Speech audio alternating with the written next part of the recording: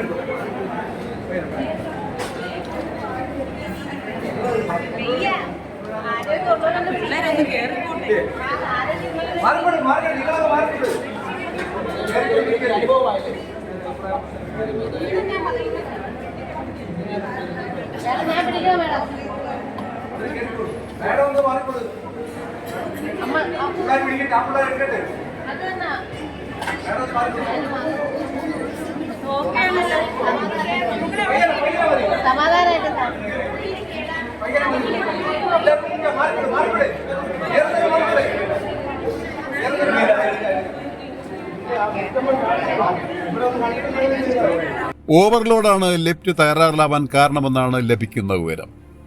ഈ അടുത്ത കാലത്ത് ഉദ്ഘാടനം നടത്തിയ പുതിയ ബഹുനില കെട്ടിടത്തിലാണ് ലിഫ്റ്റ് പ്രവർത്തിക്കുന്നത്. ലിഫ്റ്റിന്റെ സാങ്കേതിക തകരാർ പരിഹരിക്കാൻ സാധിക്കാത്തതിനാൽ 12:30 ടെക്നീഷ്യന്മാർ ലിഫ്റ്റിന്റെ ഡോർ പൊളിച്ചാണ് നഴ്സിംഗ് വിദ്യാർത്ഥികളെ പുറത്തിറക്കിയത്. ഒരേ സമയം 30 പേർക്ക് കയറാവുന്ന ലിഫ്റ്റാണ് 20 പേർ കയറിയപ്പോൾ തകരാറിലായത്. Beacon news, Varkala.